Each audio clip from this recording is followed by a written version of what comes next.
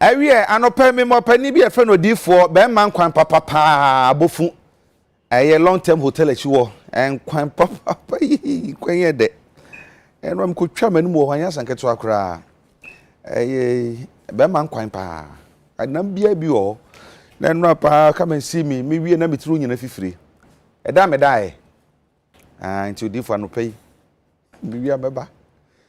Be di bi o bende. Enti ene ye be di nkomo pa o man Ghana nkomo na ye be di pa nana kodwo boate bo sore nana ye ma wache anopai ye di se bibia eye boko na Madam Teresita Nate who Minister of Interior ene wadi wa woda dada happy belated birthday if Ebenezer nyako ho ene ode ma one anopai na chebi abontendom hene chebi hene miura me mo achia no pay papa minum se bibia e boko na fe bra kwa me boati Mr. Achi ebusua pani se bia ebusua pani bra me te wonka che papa Nsroma me te wonka wate na onua na sija ene ni bedwafo be come say ofia me no be din komo hye komo hwehwe na ase no odi hin na hin no doso too much e be gibi afinisam bisa nse na hin ni amanyosam otumi ko ni nyina de honorable Daniel ni kwatei Titus Glover enkanena tema east na hye bedwani na no kre ya so afọ be kira na ohwe akwan and akwan to unsam so na wa being pa not UK na oyobia ye kase organize for demonstrations so no ya de pa nti ana say menua nti me manachia no pay pa ana fe yaw asane tano o try no Facebook say pa o hwiye onu ya national organizer adema LPG ono so ewufia wo trend o Facebook papa obakona brush ho na ma press so na ma hwe na say somebody bad yakese anti say do mienu na be kamensa na ye be din komo na fe do be ba e be see this from anemu no so ba na ye ne na ka ho na fe ye be dwafo makwa aba so bi aboko de de radia say eno enso no to bibia na wo no da bi tamanso enso anto ya onso bibia wo nso toy toy pa me mu ye form asi yo ya ma me shese firi so ne ye hwe ye se je break bi akoso wo dabala nipa bi esusu se o makodi ewu na nipa mi ensen ewo remind na se omoda pol abankukum no motumi adwane na yachi baako se eba ne se ya eya na ede na sese ye sa jailbreak no sa hardened criminals na omo break jail no ede na sese ye de fa se na be bi nko ensi bi san so omo ko ne nim de san kwa kokoye aja mada se amefa fidie so na menchia afidie ko farabai despite group of companies mechia obibiara na machia the incoming president, His Excellency Percival Kofi Apalo, leader and founder of the Liberal Party of Ghana. Na mama yati asienso say your party no ya hyetre wo emabunu omo enanso founded on the youth.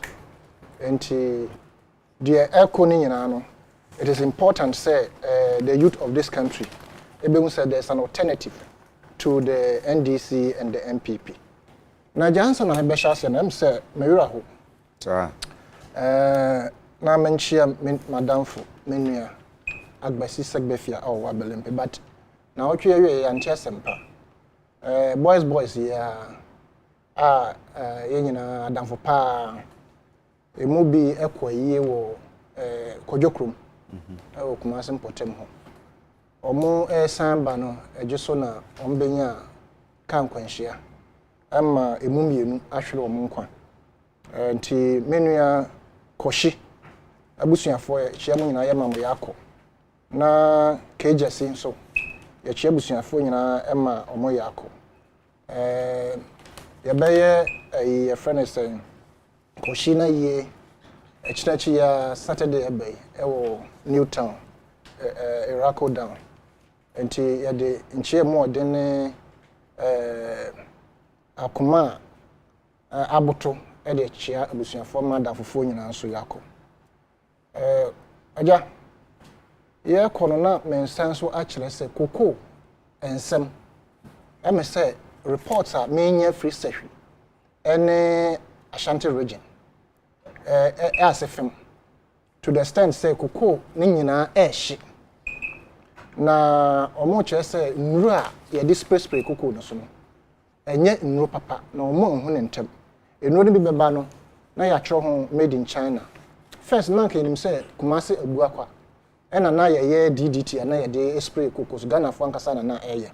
Adam fi say bibia ento chima ho. So obeka na ye gamali 20 or so. Enne nro no omode ba no. Ni nyina ehye ye koko no de omode bo widi side no. Omode kunwura wo ase de omode spray koko no so nyina. Say koko. When na this widi side no buy. Enye friend say ankrankro na ekra na aban so kra biba. Enti yabema aban Ministry of Agric omo ani nkom say nro na eba no these days na nye yen rekindle the production of DDT ana ye no kuma say yankasa de ye no em say eno ebeboa Ghana fo ene akuafo ajaka abrame da say topic here we abetu dwai em say asefem na say de wusi bisa no fire no men madwene mu nko ade de metumi aka say jailbreak enya ade a enso betwa but ehun hian so say yebebobo ho na ya pe ekwan a betumi afa so akora anase yesi ano anase ya reduce no so obehwa Ghana police omo chenkrofo enkro alleged Nigerian breakers ama BBC kra eka ho asem Kumasi Central Prison so and also the same thing there was an attempted jailbreak and Ashama 12 Ashama prisoners break jail on Easter Day. Ghana was on high alert. Some few months back, I'm saying last year or so, about a number of people who had broken jail are now moved Nigeria, are now more than West African countries. Now, Emma Ghana so ye bamboo pampe, Emma a BBP ha. Umba Ghana ham kasan so. Jailbreak any way ne the kind. A BSC. Na YBC am say aya. Me kofare ba no etesen e ban sanya san for a break jail.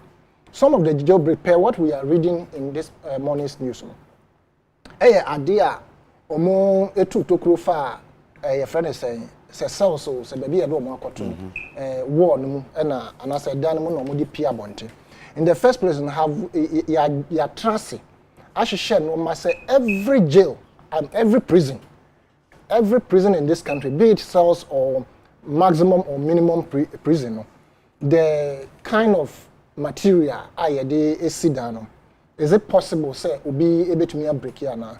And now also my mason say, Uncle see wood diner say one cassa winjina ha, woman is cement me and son or the back on a bay. No, the me no aqua or non cassa ne baby for.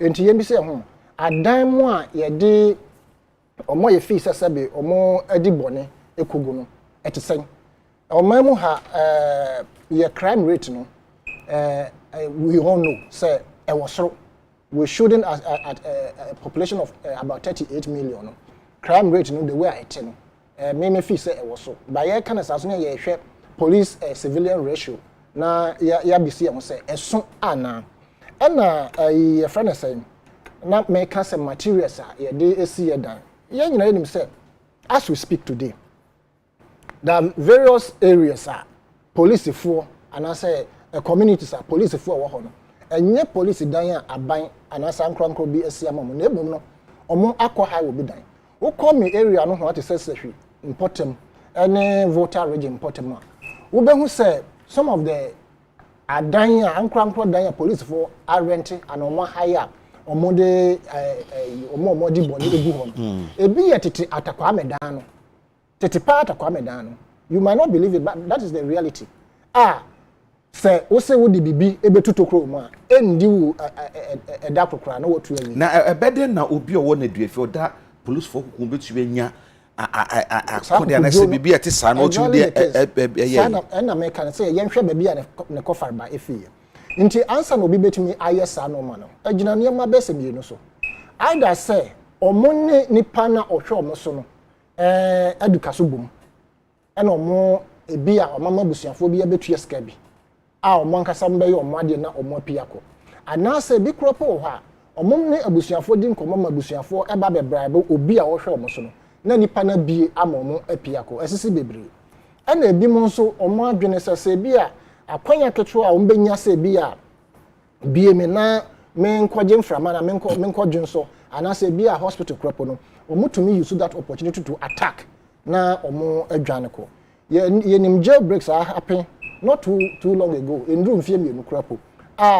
etuo kra na egu counterback no omo esesa ne nyina ekoye nti ya Jacob na jailbreaker ekoso no either said the officer in charge enim ho bi but the officer in charge no so one hwe yi a oba fun kwan in the sense say what the oba no pa ne o de oba awia and say whatever na ye mi see ho say the oba no pa ne ne dwendwen ho saa edi jusa adwuma no na and say the oba adwumro no nti ho no investigation within the police system no ese koso na fenso implement how can say implementer you to me edit two tokro no na odi pie no ye mi see ho say omo nya free he anya bia obi na edi bibi ebre omo na so obi be sra omo e na odi bibi ebe share bibi na odi ma omo na because under normal circumstances no say ukọ inside cells and I say a year ye wo homa no ka bia obosa e make sure say normal bia ni ho a wo betumi say be wo dey commit crime again inside the cells say bia wo dey be kun ho ana wo dey ho hye ho confidence anoma no ye hwe we nyina ntina e top bia ye bow almost naked ma ka obosa shots kwa na we ye no free ho Jacob time omutu saa tokuro nyina no omutu no within which period obia anti ho we say ya anti say kukuru bi what is the position of the cells just a person and say ye dey to babia officer in charge no what ebi omo yes omo di saa adwuma no sa na adwuma definitely omo di na adwo omo di saa adwuma no no matter what the hour is omo anhu anti ho pupu say obi mu ye dede to say omo ba ko check say e dey na mo ye motumi atra ho ama motutokro ni nyina apie afrim there must be an insider helping hand and sana sa no ma we ebetumi akoso because under normal circumstances dem pass obi hye kokoam na otutokro even kra wo apartment na obi ye dede won the other apartment ya normally the one na share one what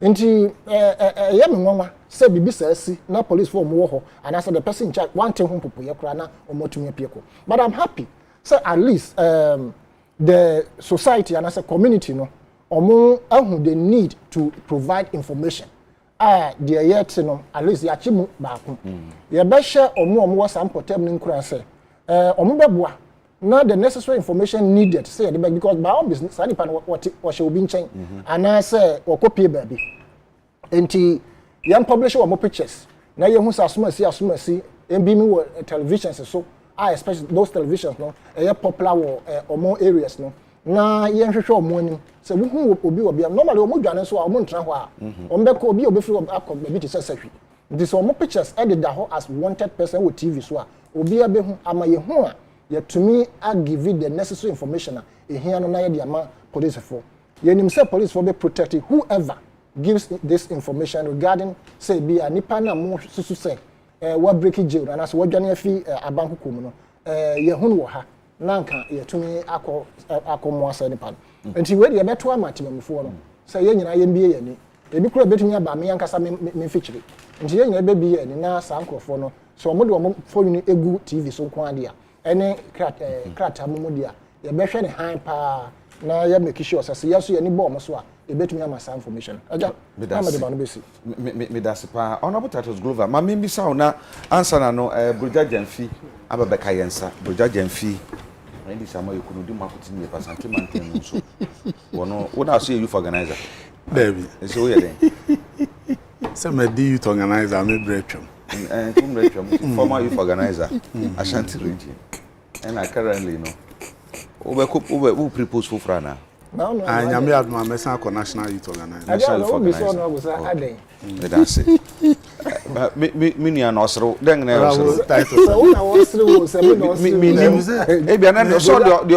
Why you don't baby or all position, I'm a down for no. Oba Ben Ayra, I said, Nigerian Ama or so. I'm not doing it when you are no place. Maybe baby or how should be. Yes, sir. Mechiao. Mejoso. Mechira Sani. Na mechia mini akuma. Buja. Sisi die oche malima o. Acha no shanana. Oche malima. Malima dey near red. Dey near green. Green. Na me share do bot media no wabobu say hey. Me baby we dey find there. Me woni bi na mama kaina eya to your den bibi aboko e da nyame ase e betia mohwefo e bechia mohwefo nyina kankan ko fare bae ura se kwame despite any me senior honest of Risafo Father Dixon na menchia MBB fo nyina all over the country. And Nanado is president and President Kufo Michewunya. Ansana me can be about jailbreaking. Me this Speaker of Parliament who yaw bebre. And now we should daily guide front page. We're trendy over the couple of days on social media. Normally, your kind budget this year, you call retreat. The members of Parliament, Ministry of Finance. Edienko retreat na yedim budget ho abobo kakra the experts so fi mem ya bebre yedi omoba eni ebe kasa say 2022 die no retreat no omukọ no wo ho na speaker o kasa no o hwe kasa ne ase kama say wo hwe with the beginning of the Fourth Republic. We should support our parliament, Ediama the executive, Ediama judicial, the three arms of government. It is so phenomenal. Now we should budgetary allocations are Ediama parliament and so on. I share with this statement. But the 7th parliament, me call 6 parliament. We share budget a yedi ko nyina no 7 balance me ko ho e chendi abesin ko nyina no twese akufo do aban with essence of no what time mahye be dwom dwante he understands parliament edwuma ni ye papa na dikanfo no mo ba fa ko he no o mo support o mo do ko no kra no enso sa akufo do presidency government ye be free ho no ye see a new office, any account job 600 no. Ex-President Mahama, any ex-President Rawlings, any Kufonum, any BB ebe shebu for job 600 no. But President Mahama, any big year. But under President Kufado, or your floors, like our last 2 floors, they did job for 600 no. Hi, so no yepe. And for the speaker no ekase, he can remove President Kufado with the powers of Parliament. But no president need to be removed. And no say any. Now, is it not true, say, per constitutional mandate, Adema Parliament, Parliament with its, then President Kufado na he must. I said we be feeling number. Why? Akufado didn't know why. Why should this come from his mouth? Meanwhile, I said na wukanu. Meaning you are doing nice. Say my own Parliament say it's a second fiddle. Now you better trust your tete omunazo. Nice. But for some way through when but Speaker of Parliament say who kita to me what Parliament who be or say no. His Excellency the President, His Excellency cannot do that. Why do you have to make that pronouncement? As a speaker, His Excellency cannot remove me, but I can through Parliament. Why? Is it why? The president must do something that should justify. But President Kufa do then away. No, me bow. The kind no No, you can dissolve parliament in the last day of parliament. In the last day of parliament. What I say? O can nibre so na anase bibi. Oh, can one nibre so? Okay. Because some now all can say, and near was say you parliament from the beginning of the Fourth Republic. President Zabe Abembia executive biano yen shedan show me. Mika I say budget allocation 7th parliament. You the call no need a second deputy. It's far better than the 6th parliament. I may me call. But him said this 8th parliament was hard about your corner. And so who hear what issues are. Jinasa na kano. Yen ya inu ben nante sadia ko. For you speaker of parliament who the same way be when mabano. And try and ko ye. And he was a killing. What I say? This should not come from him. But I don't blame him. I don't blame him, yow. I blame our own people who voted for him. I blame our own people. And these are the consequences of results. That's some kind so or can no I was say a beer may can no before to say big man penny if you was say and answer or can say oh share or may mrapon and then she ya and myself you are for I will hook wine I will to say be man penny be na say nya to me a if you are there so constitution no e musa okay so man penny be entwa ya they can invoke the constitution but what has the president done asema mo kwa mo budgeted discussion retreats ewo ho and na me can say and some no kai no it is legit say my executive no say parliament is a walk over and the bibia pe bia no budget bia no na dey man say fanya djuma we must strengthen parliament which I agree with him but in some way and what's a free speaker no but me say me subo no me fam bo no yen before na ye to aba no ba no inso no e no di man no but he's a good friend he's a senior brother I disagree with what he's doing. Na energy break aba. This is not the first time. See. Se min kai kura, me kai se Kwabenya police station. And this is time. Eja komna so be kai a. J break because so e Kwabenya police station. I be yen sem bibiri. Na police station ni bi wo ho a na ensem but this is proper is it police custody yeah na police station ni ba ko pe ene wo na so bi too good so a they can overpower them and nobody will overpower ni ba no na one person mu yi on free no na yi mu e dey free ho because e be sua bi e dey free dey see e wo Kwabenya police station you see ahwe Uba no baba ko pe e na charge officer. E di be ko ya smuggle phones e di ko charge le den. Self inside. The sheburu enti inspection na ya omo ye no mo ye ne san. E di na no go di kra na ye biem. Ye hwe say ye di bibibo ne bi e di akohwemu. How are these done?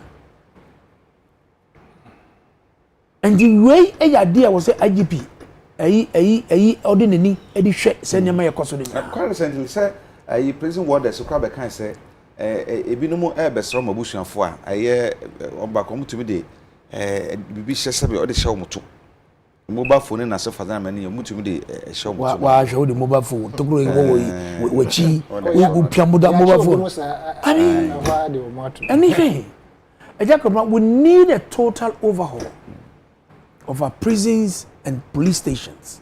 Any nearby aircos in the IGP, where the Wadaroma, I mean, is that we yes stakeholder engagement. Last week was saying for no voter region or Pando any applaud engaging infone the service person for na dia no. He need to find a way to address some of these problems. Station officers no munye jumoji no, they should be sanctioned. There should really be sanctions.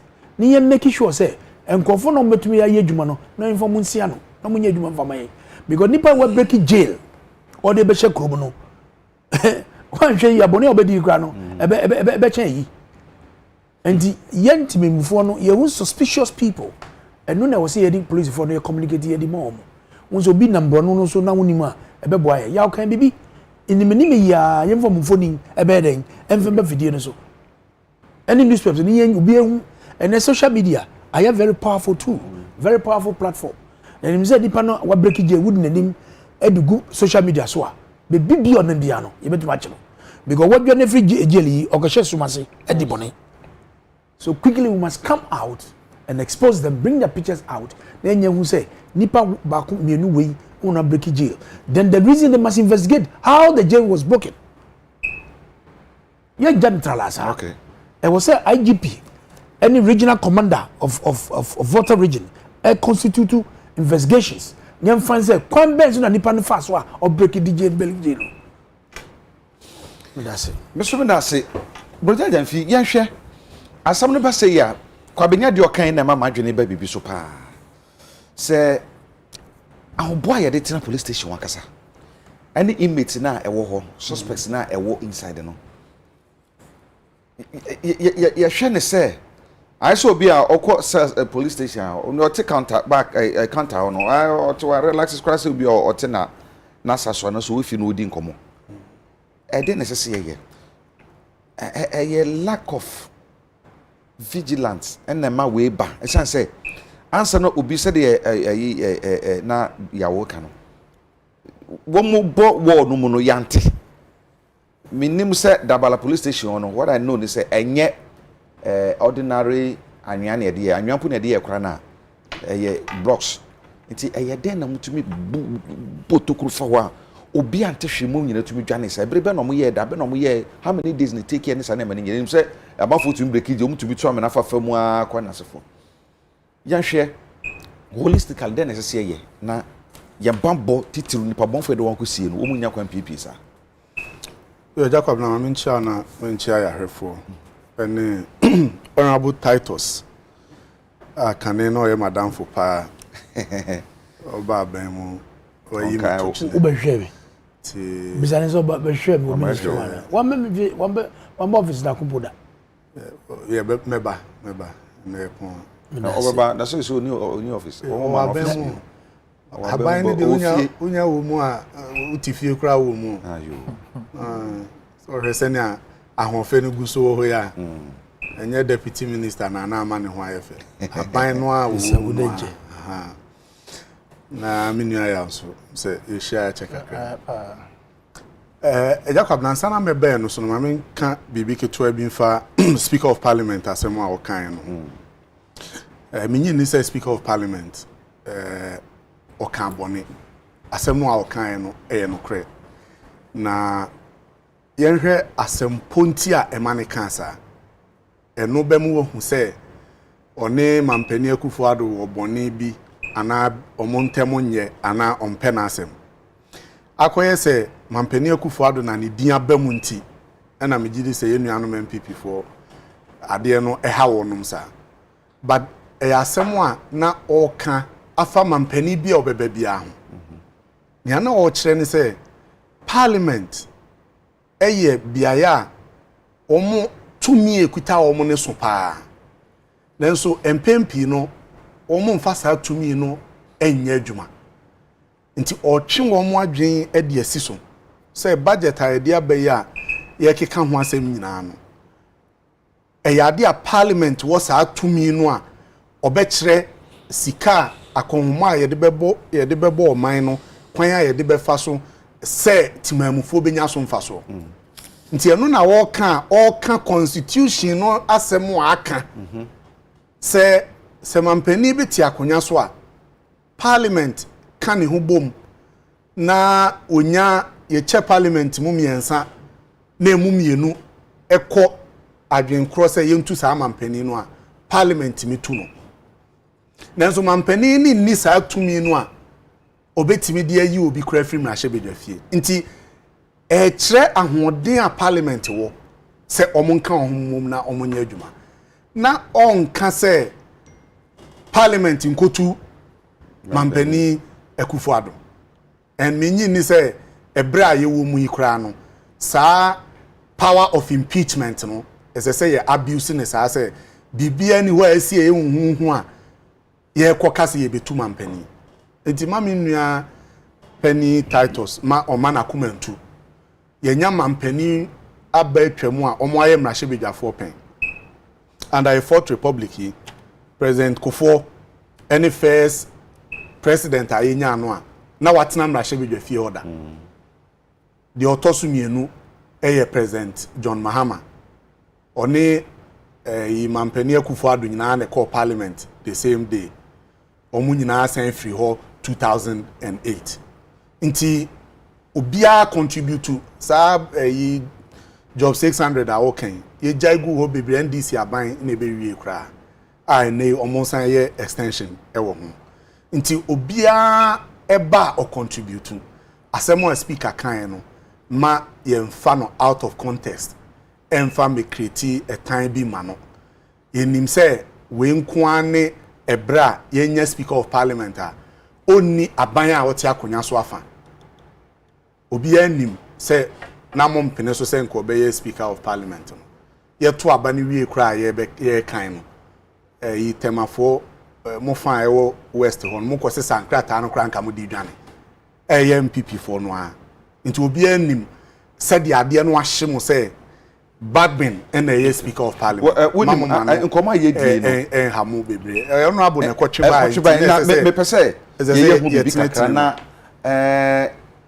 ye tie o kan sample o kan before so then o kan moma ye tie the speaker kan ye no sisi akaka moma ye hwe. In this, when I call on the government to look favorably to the two arms of government, the legislature and the judiciary, we, through our grace, support the legislature through the formulas, the common fund, the GET fund. We have been approving some allocations for the construction of their residences and courthouses. And so we support their budget through those lines. Look at your budget, whether you do that for Parliament. Go back and look at the formulas. That is not done. To the extent that all these years, all the laws will be passing, our laws will pass to benefit the executive. Even we forget about Parliament in the language we use. This is self-inflicted. It's not a deficiency in the constitution. It's a deficiency in Parliament itself. We must correct it. And so please, holding back on our budgetary requirements amounts to preventing Parliament and the judiciary from carrying out their mandate as provided for in the Constitution. Let me re-emphasize that the 8th Parliament is properly positioned not to allow itself to be bullied into playing second fiddle to the executive. Parliament can remove His Excellency the President. His Excellency cannot do that to Parliament. As Speaker, His Excellency cannot remove me. But I can, through Parliament, get him removed. My brother seated here can be censured. And some of you are trying to do some of those things. I can assure you, I won't do it. You don't have good reason, so stop. What's the answer more can ye ya? And then the one name so. In fact, or Kakrafa, or say all these years, it is a nyep Mampeni Akufo-Addo, a breson kwa na oka. So here krano na finance minister teninchen. And I can say a big crowd per se or more essential ministers ne ebi. No, say my brother sitting here, but I can tell you that I am not going to, do that. Inti eya someone all kama parliament who to me a emrano ediama wono. Enye se Mampeni Akufo-Addo ehun ye nahi anase one ne wasem anabibi. Okay. I can remove him. He can't remove me, but I can remove him through Parliament. Speaker obian himself, Speaker of Parliament, be anywhere. Or no kwa to me say okutu Mampeni. Debbie. But my main call jail breaking no so ne asem mo bisa. Na honorable dem mananunsi. Nse ewiase afa na ba bia no akromfo a yache wonum ana udifo a yache wonum asie no omutimi edwane enye Ghana nko ana jailbreak esi but do hwe dia esi wa amanone na hu say e very sophisticated adia ekwan a omo fa so a omo timi dwane no utimi tena ho hu say plan no a omo fa so ye no eya na edi say omo intelligence nyina no omo betimi asi ho ano kwan baye de no obi kan legends ya na odwune ho a wonte ase obi timi de wadro ne wo makra edwane free prison cells a ubisa se sa niema nketinketi we ense se sebi impreduasa yi ye mrantie ya omonam ahomache ema ye from sen ye they are from volunteers community watchdogs kra no sa de we ntimi MBT wonom sa nti o hese timi biti a whole police institution there e kan say problem wo ho na jakwab na problem ne sen edi kan menua yaw ebubo obi so police stations are eya yesi no bebre wo ho a enye de police fo ankasa bo mutrimu po say ye kosi police station na ya ye cell e de aka ho obi fi a wasi 1965 oti ni kokko a wonya sika no si abronsan na police fo akwaje epie ni asa ena ye de iho no aye friend say station office ena station office and social single room baako ena single room baako no e ka ho no ye de aye cells it technically enye dan a yesi ye de be police station it is a nipa na bo pose obedwane a sebio kanetete netidan kra odunso gu ho a cha etimi eyemre maadonsa kra bomu a etimi bu nti ye police stations na esese ye hwani ye de toso mienu so ase ye ni shede ni clear guidelines on why necessary de ne call police cells why necessary de ne call prisons custody because already you see here na abrantie baako wo mu a ya jailing no for 18 years yes wo ho a ye be boaboa fe na ye de ne ba be call prison ankasa or training a COVID-19 test. Oh, inti sa protocols no ebre ben NSS odi wo ho eni ade nyina no me gidi say ye di so pepepa nka sa abre no entimi nto no because bia or remand ne attitude different obi o police cell a onim sa fe na ye de ne be court ana ye de ne court aba ne attitude different they did not tum 5 years ne attitude is different they did not tum 18 years ne attitude is different because all they will be tum 20 years are now no odwane a what say obi a wahwe ase oda ho oda form dada onsuro ahwe ase biom if you say okodem 20 years it is odwane kra na oche no a ono de bibia amfa no ho eti ne attitude different enunti ena sa obekai a ye ko 2020 election no ye NDC for ye can say SSA ye hwese ye di police station ebeko to the doorsteps of every community SSA police ye sheda etwa sika ma wonu mu a omo be see modern police stations wo community enu be nam so kra ma yasan afa police fo bebre amometimi ahwa amomadwuma akoso if you say nei asem sikra na akodu police station na waka kire say me nko ana me wa ha o some betimi ache na bade a oba ye ne beto counter back na je say yen timamufo no kra no say yen so ya dane yen citizen police a ye adwuma ne bi e de aboa wo no but we nyina mu no na wo bisa say ekwan ben ne ye befa so a ebetimi esi anu kwan kra community policing no ade baako a ehuhia amaka ho asem dada ye be hyeda ma ye ni akose ye si police station cell no say na be reinforcement be na ebe kom standards ebe ye adwuma. Second one motivation and comfort police. Any senior ye fire police e wa high. Na no mi hu video bi a mrante omoko police na anu ye susu omo height. Na maame no a wo she police uniform a ono susu mrante ne say unru ho free mu no. Ono wa tentene ansa na ne nsa duru ba bi a height ne wo. No, catch your business. No, catch your business. Oh, yes, my requirements are get different from my requirements. Oh, my requirements are different. But a few inches. I'm say we are 5'7", and I'm say we are 5'5", and Abibi.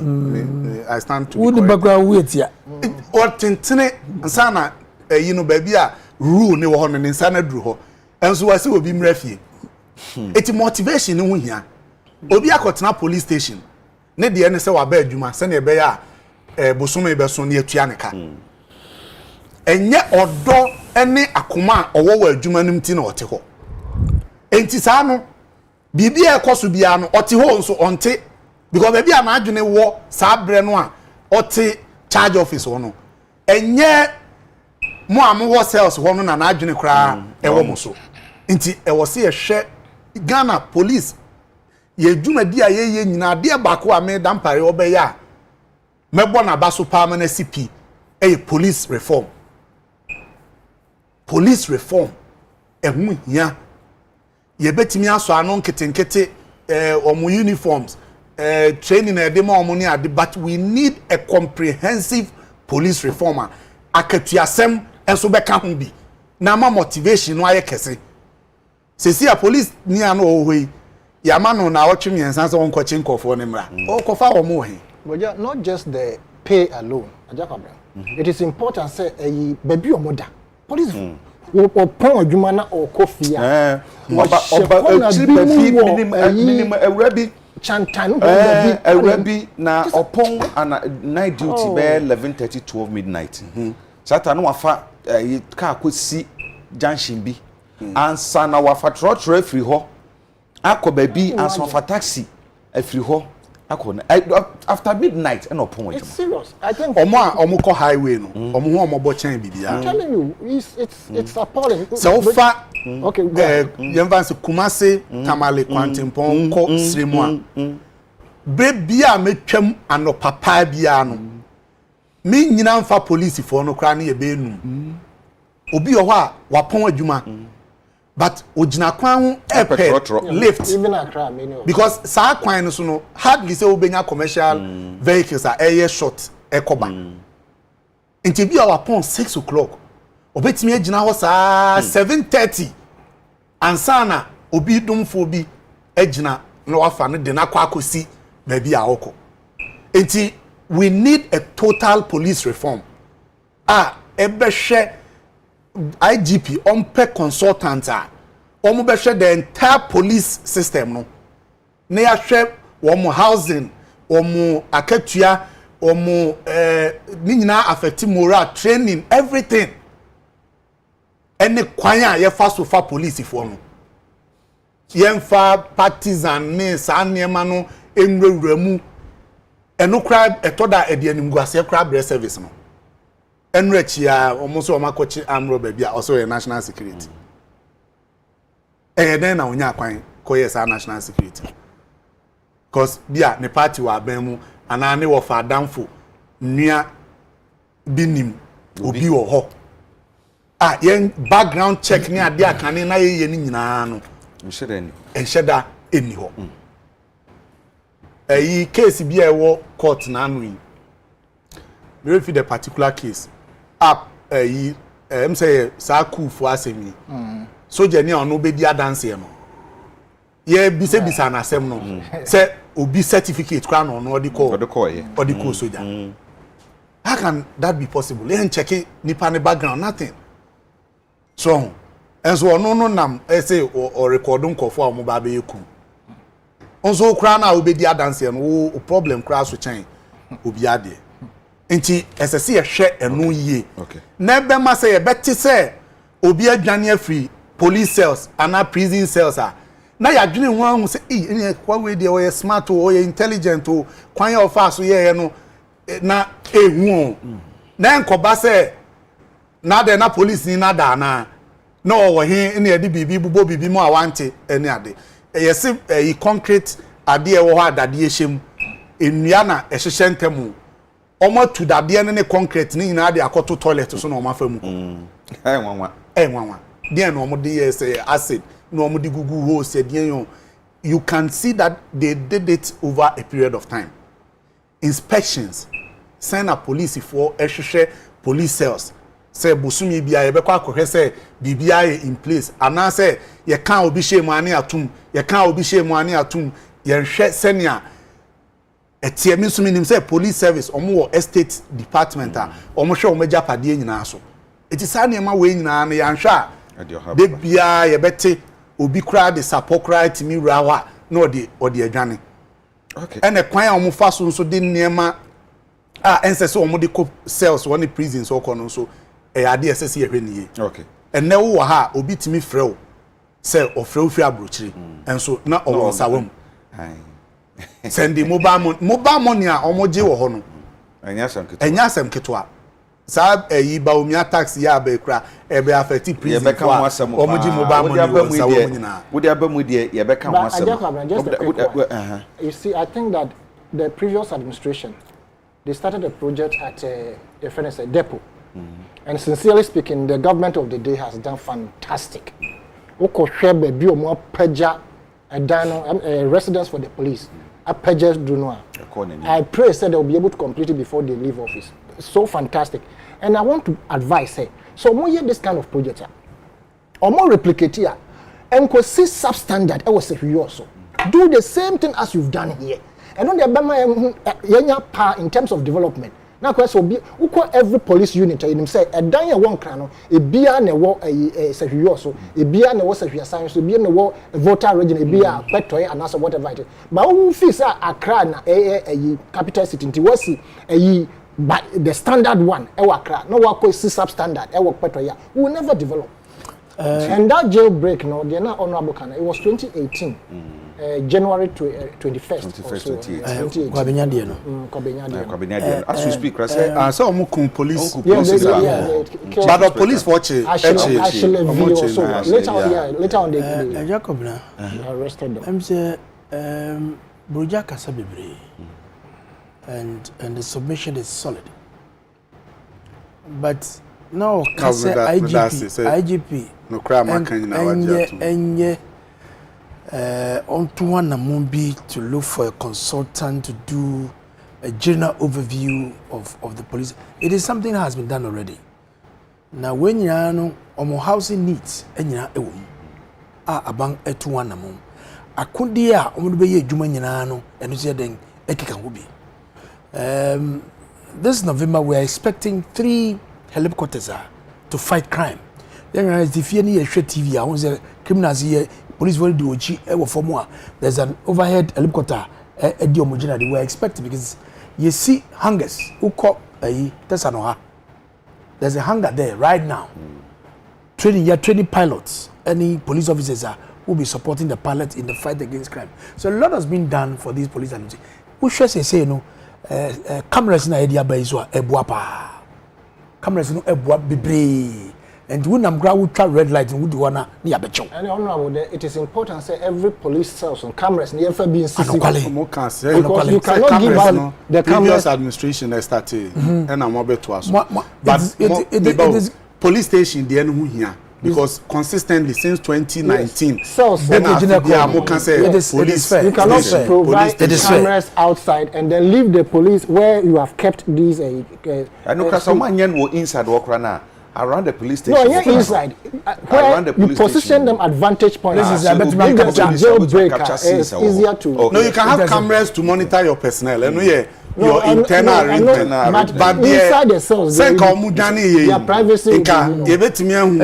direction na omo ko any obi courage na bonten a oboa wo mo ne ade. And I can tell you go for you be chi omo. Because cameras be omo ko ni na no. Opie nya cameras ni nya wo. They zoom back and bonze na chi omo. Because the cameras are really contributing. But Osebo said Jacob, now mind you, the Kwabena jailbreak didn't happen under NDC. It happened in 2018. I've corrected that. And one hour kind. Kwachi Samson say, good morning. Titus, if you don't take care, we'll campaign for you. As for the campaign, we are still on it. I know I'm a second agenda. So money baby say. We here pa. Na ya hwe. Na broja kan ya no de sa e living semsemi. Ekokobai. Living semi, e living semsemi. And this was almost to manumra. Some on my I didn't wo mu amususu say wo mu e be boy yem pa e bi e wi ntiase. I Jacob me da se. Na Omampedin the slogan be aba. Say Ghana beyond aid. Na Ghana beyond aid, you know. Na Chesens was said to me Gina ye naso. Na yetumi ye nyame ye. Ye di ya ho den titiru. Eto etua no. Eno so ka ho bi. New Kasai ena mekita krata muda to menim New Crusading Guide. Page 7. And with your permission, headline is government must address infrastructural concerns across the country to boost domestic tourism. Hotels Association. The Ghana Hotels Association says effort must be made to address the infrastructure deficit across the country to chalk major success with the government's domestic tourism drive. Quote and unquote. Say about infrastructure akemua. Kwan be so na wo se yedi ye embenyifo na nka masem me enkrani di hye akanfo mo se kwanche de ye fa ya ye diska en yedi ye ye tu kwan kwa broche a ade ye ko hwe ni so ye fe no ye ska en yedi ye yo wo hwe ye population Ghana ye ntimemfo egu he na nsense so ye nyina no ya over 30 million we nkwala averagely nkwala under age every month roughly there's about 25 million to about 25 million yeah nkofo ya niefi na we share tax omo we eligible pass be to e wo ko mu ano they are less than 2 million na baby ara pressure was nkofo we so say yentu ato na ya kanya kan se e wo se ebie tax net se no bia den ediditi ebeguru bi na wo tu ato kakra we share the revenue generation to our total GDP is 13%. We see GDP timemufo nyina nya ho nyina wa ye adwuma ye nyina ye kan nyina sie ni a sika na free mu ba no ene ye fe the GDP no na revenue target and revenue yegigi to our GDP no is just about 13%. On the sub-regional standard, you know, 17%. And no crying to me and do ho. So if you want to go beyond the Ghana beyond aid, you know, it was a total no. It took any money my. And then who could you bush wa brucheria? In Suwa wa hono, I know shit. Because about 70 to 80% of revenue aging yano you detract for any principal any interest in your account. A 2 year gida nyina e bedu bebezo a yegusi etia bemu yetia ansa na bang eduma efo monthly salaries I bet you and dikaka be kano eno e de den e de yedi impuduma. So therefore there is a need say or say aban ehwe kon be faso a obegi to a yedi be yedwuma because say honorable ba redu nyame fa ne crazy ye all the talk us by ya and this way ya minyon me ya tisimu enye 2000 na moji aban you even double the percentage of that tax na year collector and ye ne yeah bro ya be ka kire yen say we share one way of trying to address this shortfall now. This fourth republic, everybody saying fourth revolution, I can digitization. A way of trying to kill on Kofoa, almost journey free tax net, to digitization, national identification, a digital address system. What we are doing, biano, or so we are to touch on the register general, digital platform. So, and then you see a Danya, yow, Broja, she messing for. Sure, electrician for, sure, painters for, including Togolese for mu ye POP crowd of ye. Yow, and more for mu sisi a dying. Bisamu say, all these vocational, there is no formal way of trying to link them into the tax net. Na sikas ko mo jiri kwano, asombo huge monies. Na si yenya kwan bi ni ye kom nche ni ye tax net na ji to bi fi omuso wa anka be boa papa. And that is the angle that we are going. Electronic tax net dia bano is a way of trying to generate extra money. Is that the only way between us to get extra money? Openly, it is part of it. Yen to mean transit, yen find some enjoy the film. A 2 year you approach even is a loan say give up until Edibano. Ending. It is not easy because COVID crowd bano I will just have now almost almost children. I will go to a free one, almost team move on the 2 year you want, and ye buana, near TB, near the amount. That is not easy. Do we have to scanner yet try the 2 year touch all the thing, loans na ye geno. In Sihunu, any principal, need to answer, and that's why I go. Do we utilize our business quadrino? Yet the SSD, Sanka the SSD, and I can't bet you many do permission yet. Covenant, I can say confidently, say a tour bear all governments, a 2 year general. Yet the year fata, I will say the year. Yet the fata and the idea. Make I say. Unfortunately for the NDC, every na omuko jin lobby at the hospitals. Sa Dodowa any Salaga hospitals IMS. Thank you. One hospital averagely was costing $25 million. So bakaya na deputy minister for health Rojo Matinunu, my big brother. Almost he moved $6 million. Somebody call if anything research. 6 million. I was asking, said if it's a research. We could see hospital. Do you need research? Because the regional directorate, district directorate, municipal and metro director of health, every information. So who person YNC hospital, and as a Brono, they can easily give you. You use $6 million to do political research. Said your mama be winning election. And to do baby, I said no kind.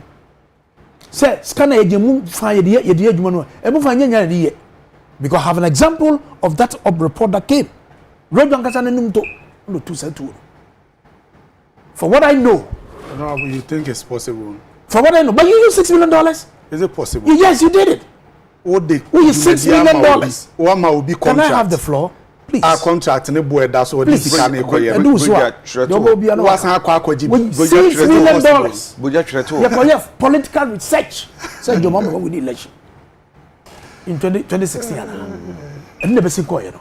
But the ye general me GDA catcher me say the fata I dey was say the biano. I was say GDA catcher one na say because I know from MPP perspective no. Sana was say you know. Which touch on the Pukwa say interchange. And this one a cover by. You buy and say Debbie says can now mudi buy instead of 3 tier, no bet my 4 tier. 3 tier na mudi buy and bet my 4 tier. The same amount. And no crowd no boy from see the here war a circle Dubai. No boy from crowd. And when you're talking about prudent management of resources, the infrastructure, NDC cannot compare themselves to it. But you share ye levy service me. Stakeholders, according to Economic Times, said there was no consultation before one day's presentation called Parliament. And see, after the finance minister did assembly called Parliament, when I feel and sana or ne stakeholders in the person mushia no mo to adwene e de fasa ensem telecommunication companies Governor and the banks and one kaka the stakeholders are very key and the mom bia ba etu bia no so stakeholders anymore engine yi minim de ba ya ye nhia mo normally that is what is done but minim de ba ya ye nhia mo but she say because on the back of his mind say on these stakeholders never be juma and zafe no mo ko trase no ni wodi wa bobo no mo nyom mboa na yenhwe kwan be fa so a ye be reki is averaging about 6.5 to 6.9 billion cedis. Jacob, we need money. Yes, can anti say a chow say ya when di kan any omanka na say no engage omo hwe say ye odibuo any didie e dia. Why should it be so? Odibuo ni didie e mo say me nuanu mum na ne entrance. I said what to anoma ko kwakere pani say anoma aboa be anoma be ni. Enti I wonim say me hu hia me na me no be adwuma no a say mo ba ye agya modama mo mmera kan betuma de be foforo na so mo ba betina hai na masemo mmera say mo betina ye di kan efrem ama mo je pene ansa na ye di mudi nkra to dwa say mo ba me jitu enti ni say obesi gina kase sei na de ono be ye adwuma wan kan kire no na wasi gina na wie afi ansa wasi gina ma sie mo mmra me yan kan wasa ehode antwe me jitu yeah antwe me jitu ba hwin say okay say wa to our ina wana you atwe eben kameta gole ne wa ben wan wa ma wonkra sa misramo transi na yenyina ne yenhwe ga na ye ntia ne yenhwe kwan be fa so a ye begine tituo kakranka yi na kwan ne yenye ene kuma se kwan ye yendodo ayi double a say ye scan wo say de ye adentina ba bia ba yontumi nye sa kwan na because sky what ye no e bi ni ho. I remember when you were in opposition what can be say nuisance taxes in ahodo bi nyama. E was say mo boy aba so nuisance taxes we no mu de o he say almost everybody ye fa no ankurankure wo mo ye mu adwuma yi telcosi enso e kan wasem ko bi so ka say o kai say we ne de wo he 15 eto manko dunum enum aloja ngai edunum ye yi free ho ya abolish that tax okay 50 different taxes benchmark values you guys better sukra e dey for 50% obi okra ne car bakra no only 30% when ya ye jaban e begu ho in 2019 april be 2 years since ga nyina e kotimam from kotokom any business people from kotokonya as a way of trying to reduce but say the economy busia je no I did I was here reviving your notes kakra ni yehwe kwan a ye begigi toyi but the essence of benchmark value you cry epedemokra no is a way of trying to promote industrialization because niema about 85 different items see about 31 or 32 ye say betua benchmark value angaza was no it's just about few na niema no mo credit man oni ede eba no we can promote local industry no police niema nya ufia wo ko Nigeria they have 45 different items now you cannot import into Nigeria. Why? Because say nyamana mudiba kromo no ye produce bi e wo kromo a. So we need to industrialize. We need to promote our own. And the two no need to no adding. But the member tememfo hu say to na ye gie no ye de bi pepa no say omo hu say dia to na ye gie no ye de ye. Wo ka say me say besia bo no aye besia ne ya ba mana mene yen. Aye tumi ko ba busia ne bio nti na say si ye de sa to yi ba ana say busia no emene yen by na they decide say with this ne yankwaje busia bia so bio ana me started me submission because say population almost about 30 million 30.8 30.8 bi nyina no one year etu ato ankasa no kakra bi less than 2 million we share the revenue contribution to GDP is just about 13%. On sub-region standard, 17%. And we share the disparity now, huge. And to go and then Ghana Tourism Association for air catcher and say, you have fixed infrastructure, road networks, air infrastructures, tourism sites, not the idea. And if any year, said, a year scan was said here. And in the can say nipa bebre ya soria na ya demonstration ya mekwan mami ya we mami ya ska na ya dia yo. So if you don't want to nipa ka say you can oye adwuma kwa to kwa no on person betu bi. Why is the government going to get the money to fix all these problems? Ya to nara. But many of you are dream So we need to engage as stakeholders and let us all come together to make sure say adwuma na ye yo no scan be free maba no is tied to projector ye de metumi ehun say ye we ekwan ye ko broja kwan so ye de ama no de ko ya kwan so ya ama no so say atwi ade bay we are going to do it. We cannot sit aloof and say bibia ye ko jifa abrofo and somebody aba I see you to me ye de. Of course we will do our own. I asem here I don't tell me man kwama ne kasa ye no ya una be last ma me ko buruja so nsam ho I say mama ka bi no ma ka para me safra na 90 abo me de mebra ni bebre kra be man asem we nya asem a eye tintin bia honorable tie na obre sai Me brese say sa bra ye wo mu yi me brese say enye bre pa ema obia watu no ho asi wo se obekasa ma ban ye nyina ye tiase asa wo kasa ma ban da omo kasa ya na ohu se ebre kakra wo sa tuo ya omo akofa ba ye Dr. Bawumia eto a wodi aban Dr. Bawumia na de ba na sa ban na de ba he o ye friend no Bawumia tax isan se o share economic management team no a Dr. Bawumia na da no ena nanu ya MPP fo ne party fo ni nyina me ehu se ensem we fa abefu hun ni condom tax wa mode ba ni ma nyina Bawumia na da no na ye kofa hun tax ba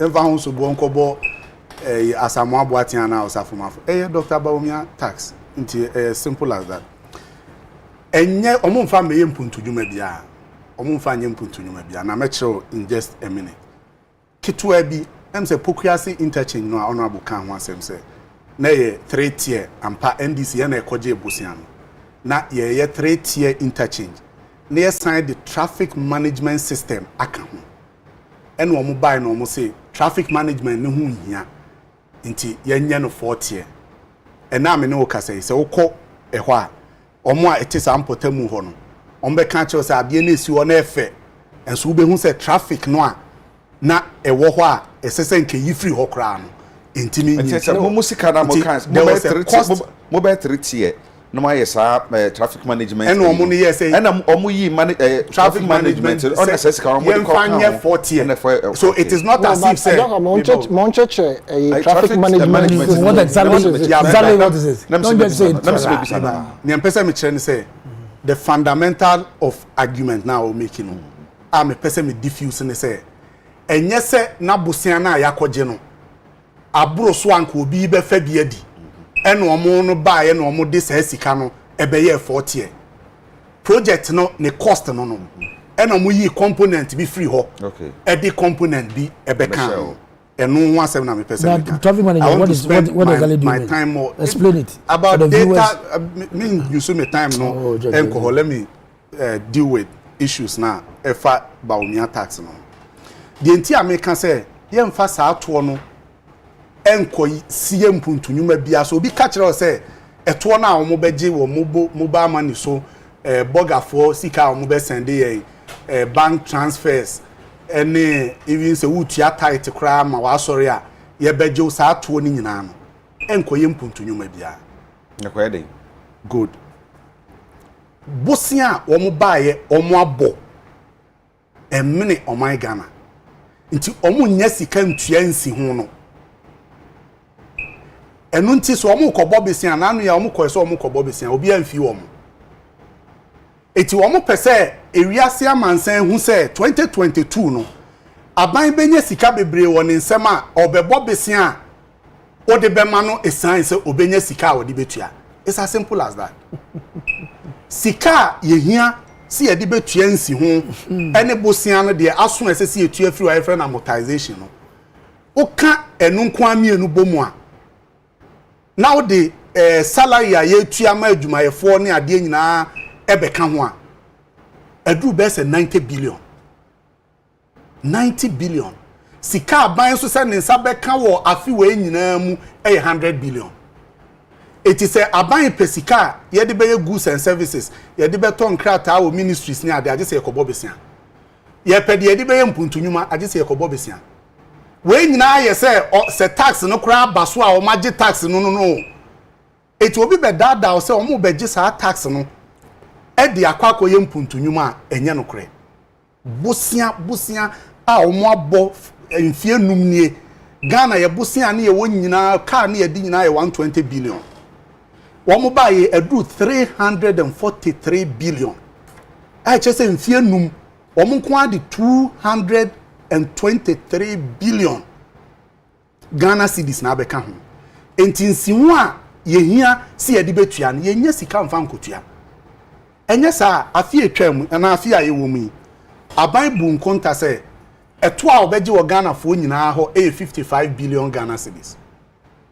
2021 yɛkɔ 2022 a aban sɛ to a obɛgye nyinaa no wɔyi na ne afi 55 billion so ɛkɔ 80 billion meanwhile 55 billion no September yi na sika a ɔmo nsa aka ɛyɛ 37 billion pɛ 18 billion ɔmo nsa kan efiri na yɛ kasa ekowie September ekowie ɔmo ntimi nya 18 billion enti adeɛ na finance minister ehu nti a sika na nka wohia no 2021 taxes a opesa ogie 55 billion na afi ba kontem wapege mako 80 billion meanwhile Jacob na ma mbisa wo ye adwuma of private sector me fa even public sector nye akatua ntum musan na wo wanya aka osika ho a na aban pe 55 billion 2021 yi a 2022 ode ko 80 billion ni nyina ye sika ekita ye na obegye free ensem nti ayeti say aban pe say otwe nsuo free ebuo mu eba ne sa nipa na obemia wo no 2021 yi moto adwumayefo akatua mu 4%. Mo se 2022 covid inti 7%. Na nipa na watu na akatua mu just 7%. Na oje tax 45% every saa to onum no. Eja ebeye dan na watimi ama onsa aka sa sika no.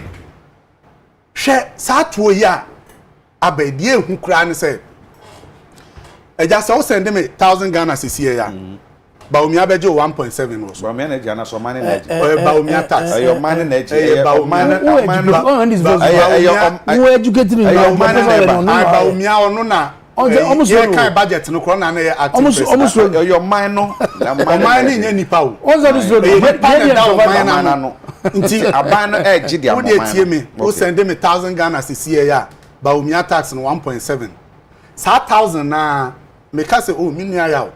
Me pese me so me ma obibi kakra na the tofu e me send 500 Ghana man 1000 na the man me na ya je 1.7 no me send 500 Ghana man na Baumia tax 1.7 ono so ka say oh titles na no na say bibi kakra ni hu nti ma me ma 200 Ghana sa 1000 na free ho ba na hu o de ma titles a no so 1.7 adan e bedru breast ka ne bedru enipa be edu on ska ne nya adwuma bia na Baumia je saa to ni waji sika ni nyina aban no enti na ye emra hye bedwafo aka se ye mpene ma saa to we emma so enne ochina so ka ho efi se niema na ye hwese nka aban be ka wo saa budget we mu no wanka a driver for omo aka se eto a eda petrol so na dosun enne petrol 1 liter e 7 Ghana cedis adan afi we nkoa 1 gallon sika abeda so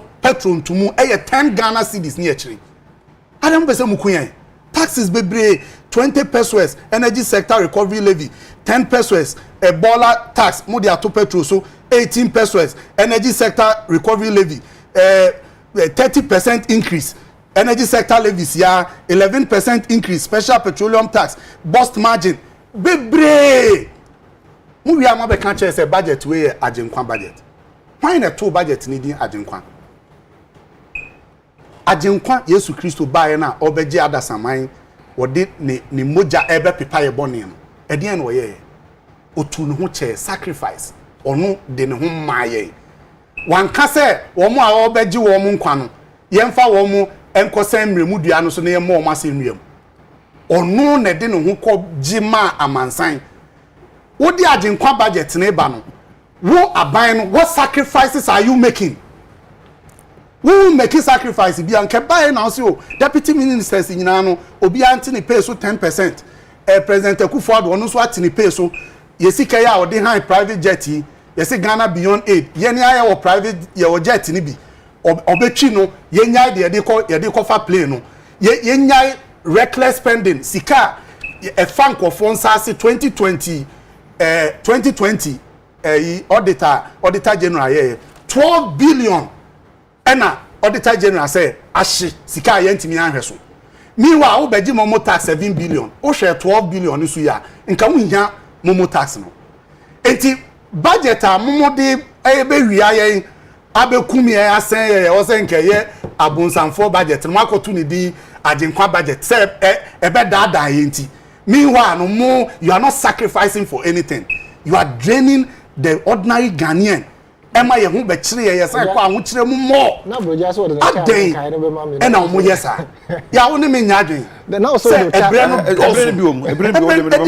frustration abba system num ene wo be hu obia na ase obia adwene enam ba bi ye say adwuma ni ho obia nko bie na adwuma momo kakra ye be ye nso so ye dwetre nso mo beje so tax maami akosua ene obi adum na man 500 Ghana so on fan koye indomie 500 Ghana ne ni dwetre okoto indomie no so di momo na ebetua ba omia tax 1.75 mi wa Ghana mra kire se ye ngi eto ewo dwetre so you cannot tax capital basa to we omudi abai ebegege eto won kofo capital so the IRS anase GRE for timi ya ne say free bibi capital gains che say wo japade na wo ton anya so mfaso na eno kra ne ya gye to wo mfaso na wonya no so ana wakoto shares na wa keep wa for e wa na wo ton eno ne free ne capital gains na ya gye so to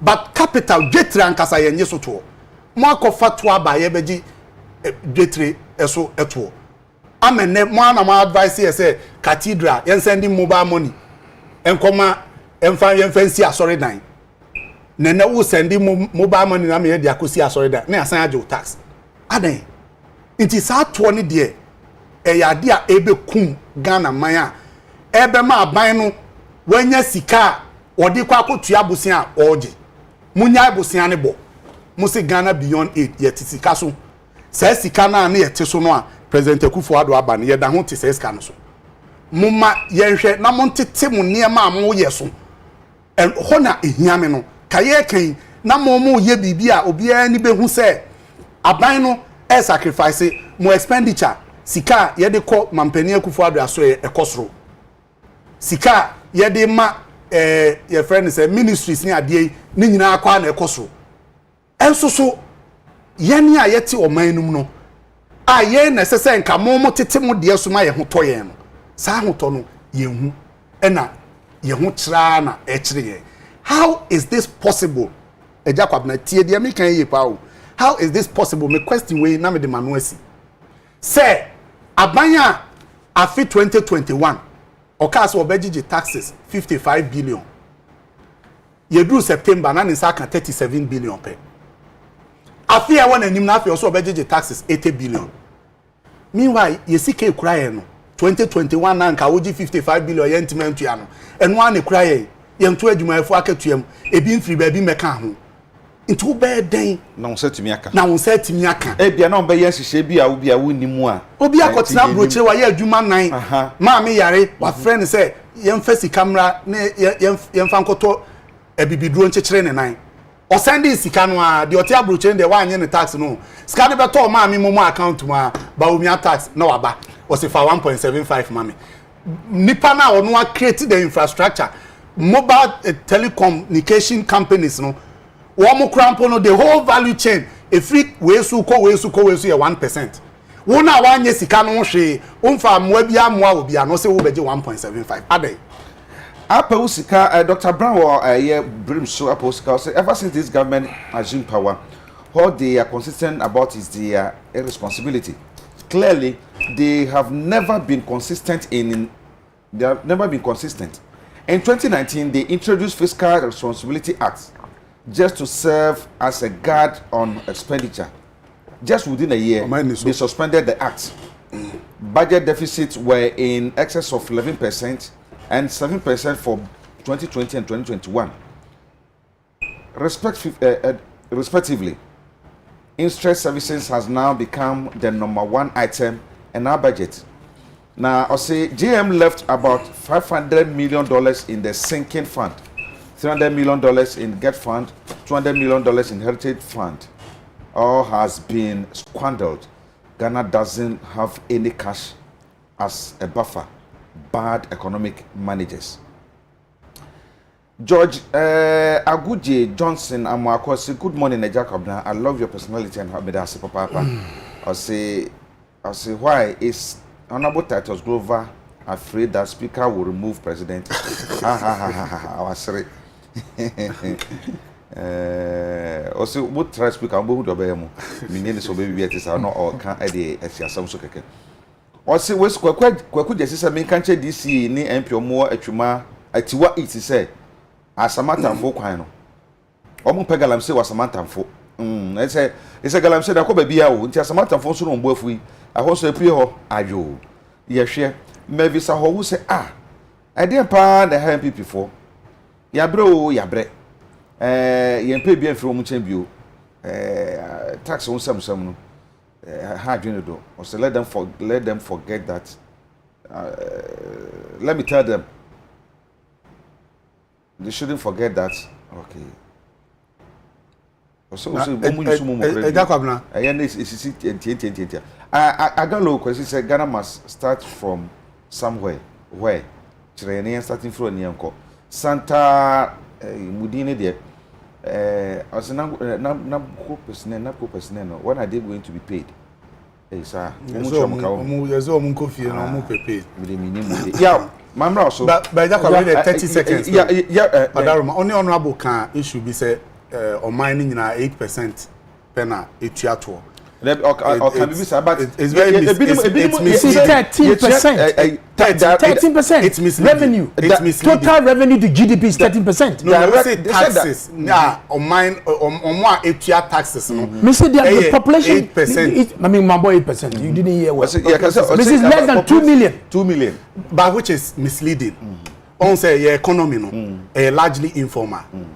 Omwa ejuma yenhye omunhye da nye bosumi akatua aban aniwo wo so no esa enti men can say nipa kakra bi direct and indirect taxes. Exactly.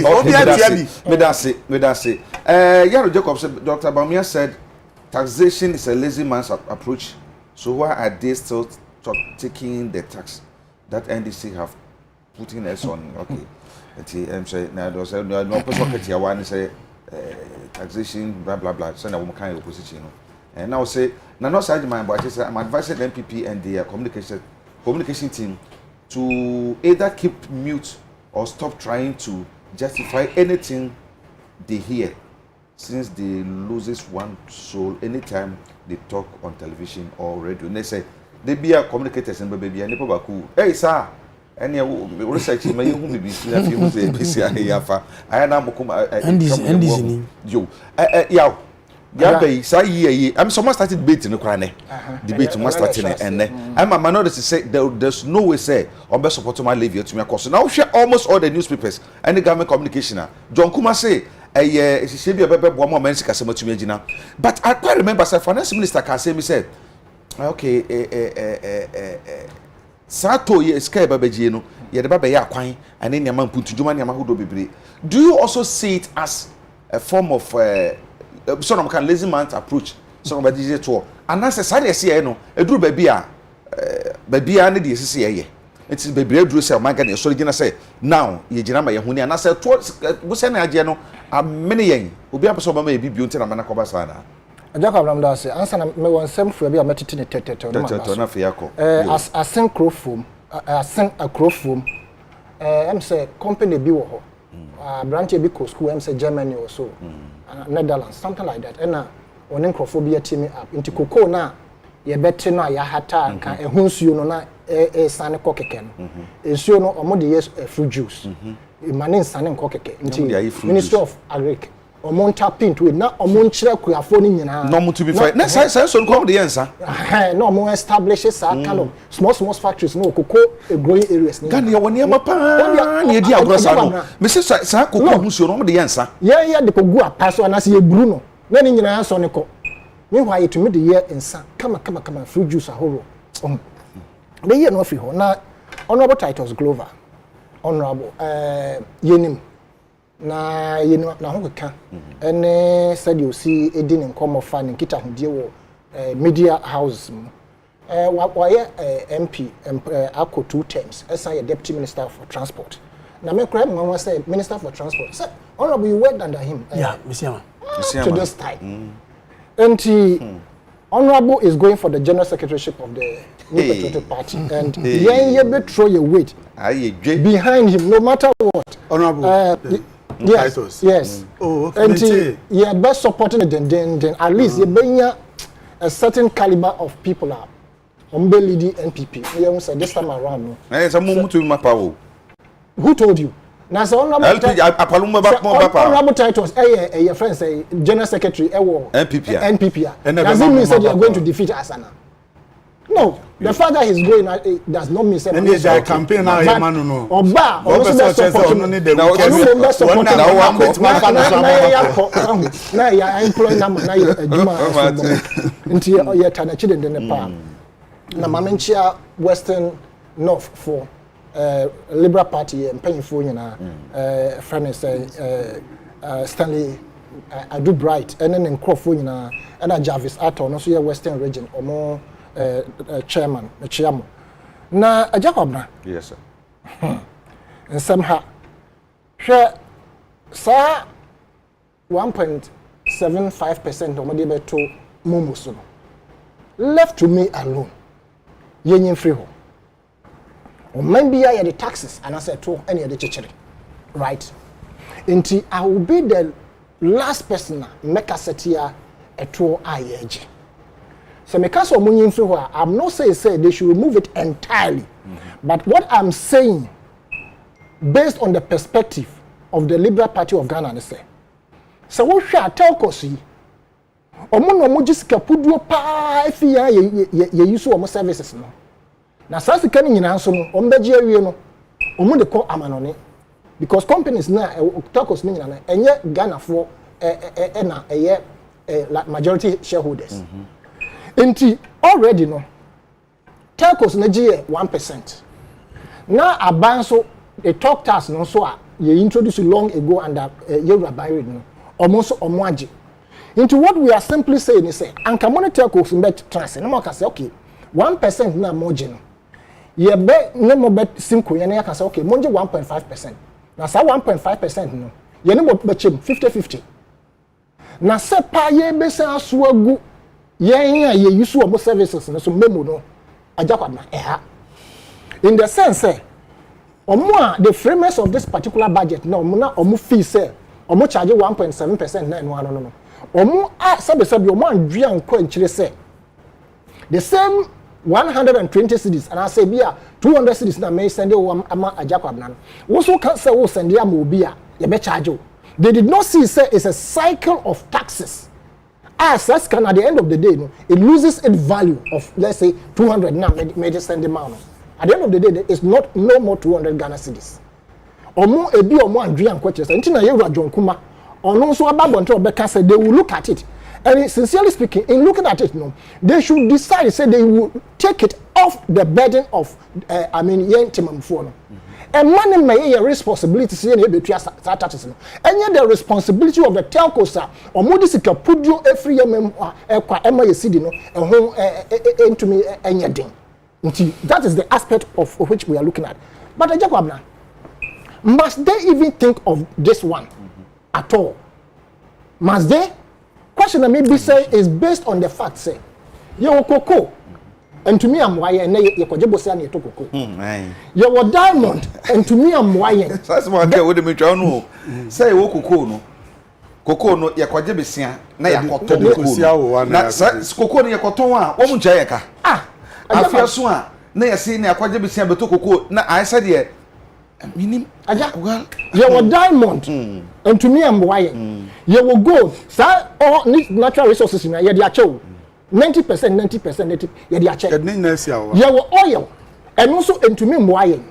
And what you in your lithium, our Western Central region, I'm saying, lithium $150 billion. You check, yeah, 10%. Now, lithium $150 billion. And Sanka, when my company say, look, here na yasase so near. Into what we are saying is say, dualize all our major roads. Not even that, we are giving you 80% of it. Dualize all our major roads. We are trying to revamp our rail lines. We are trying to ensure, say, be a speed train member. We want you to, by the 80%, provide all these services for this country. That lithium alone. Now, lithium, you know, my idea. Mobile phones here, chips, a woman, no man, airplanes, no man, any gadget technology, they are based on natural stones. Africa, Ghana, so you have lithium. Lead in woman, we have everything. On my way, and you hear mine. As I said, yeah, the taxes good to my for so much to the sense say, na capture kakra at the end of the day, want to me find your we are telling the government of the day, say, etwa the money.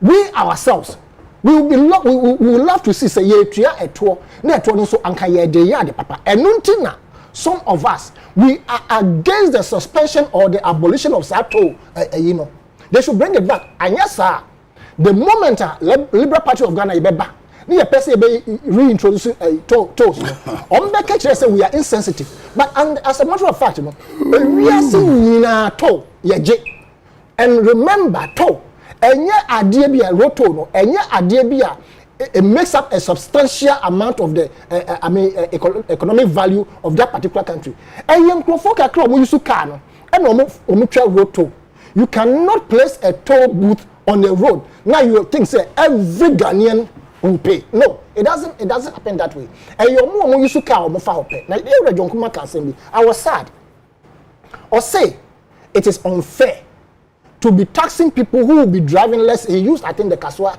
toll booth as an example. So, we call Kaswa best 10 times. Or call Ben, you're charging it toll. It's not fair. My brother, you have goofed. In the sense, say, me as a layperson, and I say, somebody who doesn't have any economic activity in Kaswa, me sorry, I'm not because I'm embarking on a driving spree. Not me to me car, because Bessie taxing me too. No. Every road that applies through Kaswa. Well, loading and what they call sassy and conform or load. A soccer crab in a way, one city now the amat what they try to, right? So, corners will be somebody my place what they want. So, that is a non starter. Now, pollution. What accounts for the pollution? Say, you have to 2 liters, tickets, no good from Honana. And know your job in itself for somebody to do. You bet you you don't see papers littering around because their systems work. But for the sake of say be a mistake, no one turn the bottom now a be a paper beef in the bottom of the atono. You want they are going around fishing out litter. They pay them. Just say as a result of our attitude, now say your ticket no place people there to ask it to work for the government to pay them and no ankasa we and if you have almost say congestion traffic entina and that way on person more abolish it. It is a matter of reinvention. What we are saying is that so we feel say congestion as a traffic barrier every toll booth no before see a bedroom no open is 6 lane here just at the toll booth so one person be dualize here kwanwa toll booth nkwa there depending on the traffic on that road no my young say be right side you were about 4 lanes left side you were about 4 lanes. Say the bay a bit easy traffic. We are almost see pollution. Pollution in the sense of what? Say more ton idea and no more polluted one as idea. What we are saying is say we see toll booth. Make sure say you fancy toll booth to a certain meters. Obia into me ma meton idea wo. Into omo preset na do me be toll booth na meton ma de no man. It's a non-starter please. A mass argument no cra ma. It is not lawful. First of all, say BBC wa you belong to the state. We wanna say the car be just like that because no toll booth in the world is a shopping center. No. I say yeah system of things, you know. Maybe I try to exactly. So people do not did you say one because you see a mama yes so mama be so that be me so what I'm also saying is say but they are it touches on emotions eno na di Abanjuma dia na se wodwene nipa bia ba wodwene nipa so mo hwese nipa na de na ye nsa ne ma bi nso nipa na wo se ono anko bie na adwuma a wo ma ne hwe no so wanya 500 Ghana na so okoton bofre e wo to na eni kwan se okoton wa eni kwan se okoton ese se wo fa kwan bia e be ye men nye nipa to se wa ya boni bi se oba beton ade wo dia me kan se wo be fancy say what you leave go to wo be fancy tobut no up to a certain meters obi ntumi ngina that exact tobut no enton ade omo ton ade no that does not mean say you cannot stand at a vantage point now won ton wade omo threat aban say one mebie tobut na say one me ya nton ade o hwa ye nton ma no it's just a joke in the sense say emphasize your fancy tobut no crop up wo betumi agina ba bi na mo nyina ma ka bi oba ne say bodofo had as say omo bebo dumping a omo gina nti eno de omo nkope ba bi fufo omo gina and we are advising aban so say obebie nyuma a nkrofo no omo ye bia but you see Eleven no ye de ba no retreat om ko ye minorities what are they saying say omo de 11 no ye ntwam retreat you om ko ye is the focal point and I said the pivot around which the acceptance of this particular 11 they can never push it away omo ko retreat retreat no ko wunim no ko si wo apart from that budget retreat budget retreat ya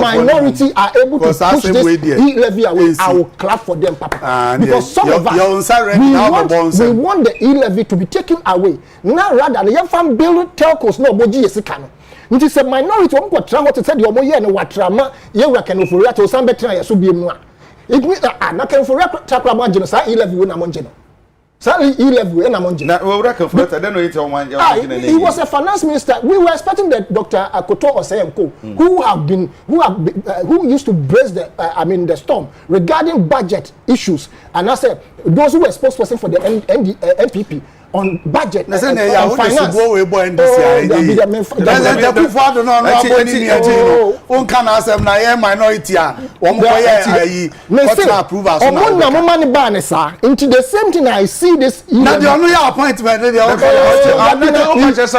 oba ye na ko manyina o ma support a nka wo nyina ntumi o ma njina juma ka sa do ma we we were looking at the Jamba Force and the Dr. Antonio Akoto Osenko omo no mo dey stood in for the NPP through thing and take and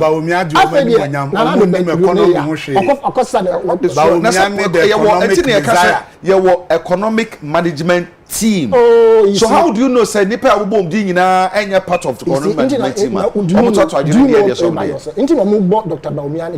Dr. Baumia, I think that he should not be crucified for the kind of measures and from the lectures me I have backed him so many times, but the fact is that if you look at in some Dr. Baumia you be say no kura na say no kura bibia ebetumi abo man and I say entumi mo the fact is ye wo memu ha na ehu say a certain vice president could not see his boss. He was being prevented from seeing his boss. And China, the Speaker of Parliament today, and also in his speech one, they are starting to be corrected. But I remember very well. So can say to even see the president at the time, which is Mahama. Yeah, they say not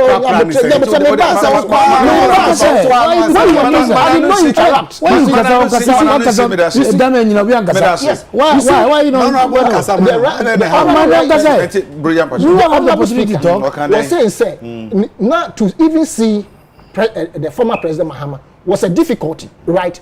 So it is in the same vein that Dr. Baumia may propose. But its implementation will take some people to say that look, we are not going to go by your way. You understand? Until the way we are bashing Dr. Baumia, the lecture of what is wrong about the lecture? I don't see anything wrong with it. Except some conformer back out back and say he lied. Lied in what manner? Say something was Ghana was the first country to implement something. It was being done somewhere. Is that a lie? It was being done. So it is possible in Ghana So we are saying say a bad implementation now. And on be because there's there's a cabal within the system. To me at Dr. Baumian effort. But I'm saying say minority.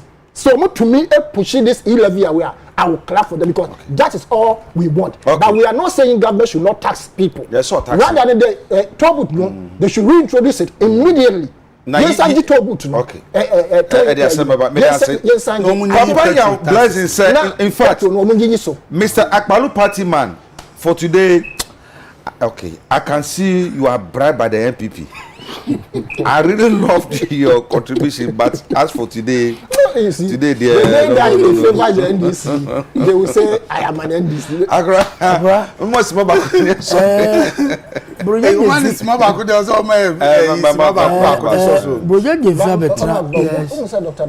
In your papers, today's papers, one of the papers, or can say leakages. What system? Until which the 1 minute come. Saskana, a leaking in no, your buano, and chances. Blocking leakage. Okay, me that say them honorable for 1 minute in Yanko. And then they want Kasama Baumia Papa. And Nadia, okay, said Dami Kasama Baumia Kasa, His Excellency Kasa, name this for no busu tata. For the JDM so, and not to Bujajin Fiso. And I wouldn't see how I was, I would to you where to. And see baby. What do I say? We your mamba. I was said here, so better at all. So don't come and sit here on a high horse, as if when you were in power, you were doing something different. Ministry of Finance, breakdown beyond media bar, that has been captured on my Joy Online. And let me quote. Because Namu Pesquet, I am put to NDC. The NDC government during the second term imposed various taxes to narrow the fiscal deficit. All the new tax laws under the tax laws project were introduced during this period. Some of the new taxes imposed during this period were as follows. Increase in VAT rate from 12.5 to 15% in 2014. Imposition of 5% VAT NHI on real estate in 2014. Imposition of 17.5% VAT NHI pharmaceuticals in 2014. Abolition of 3% VAT flat rate scheme in 2015. Imposition of 17.5 VAT NHI on financial services. Imposition of 17.5 on auctioneers and promoters of public entertainment.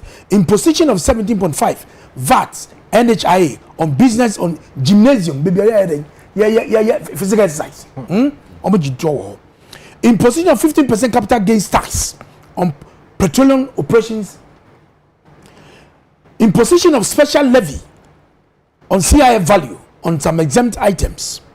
Fishing nets, agricultural machinery, dairy milking products, energy saving bulbs, book binding machines, cutlasses, and farming inputs. Corporate tax 25% on private educational institutions. This and on and on and on. Why did they bring this? It is a way of trying to raise taxes. Peace. And the banner, what did we do? You see, when we don't know when you know, Mako 15 in the free home. Government of MPP and Akufado need to be condemned for that initiative. And never be a year do no. Or see then who got Indomie gravitative tax. Indomie.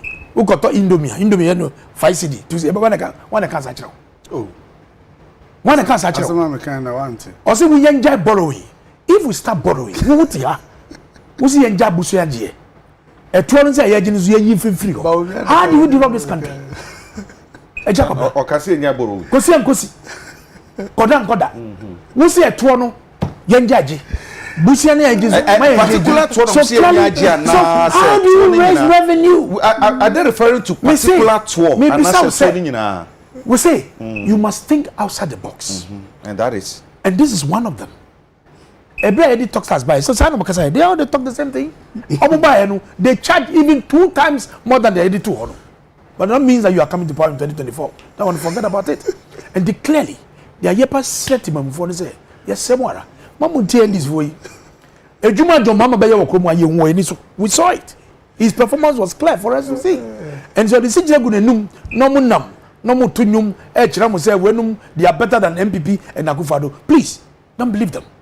ye a 20 kitting kwa ye be fa so a ye be den ye di be sese man ye di amaye enti esremo wontie ni asopem and the stakeholders their finance minister the kai no e wunya pa so no metrase na ye me producer aka bibia gumasum say mama unonyafo kanufura ta ka say bi 2016 mama yinti. An impractical way in which to live. You won't do that in your household where you just keep borrowing, and where do you go next? So then you go to your neighbor to tax your neighbor. We are being taxed. An impractical way in which to live. You won't do that in your household where you just keep borrowing, and where do you go next? So then you go to your neighbor to tax your neighbor. We are Auntie, Briga, something I do so say 1 minute. Oh, Sheila. What am I man 1 minute in here? And me ware home isan sa budget, but as a many aje kakra isan say ye nuanom MPP for ensem a wo mo kan ye ansa na wo mo ba ban mu se obi ka kire wo se mampani akufuado na mamuo pa be ye ti sese ya enko bia enji mama de far better well lectures on my finance minister better dia say che say eye impracticable se wo de bia obo besia saa na afi unhu ohun anu biema afi na akoje tax eno na ne wo ye mo abo besia saa ma se say mo kokra se mo kobo besia biema obi aso o mfi mo ba mabuzia mami mi wo eyi ba ko bi so ahwe mo ba mabuzia gabi asare o kire da ko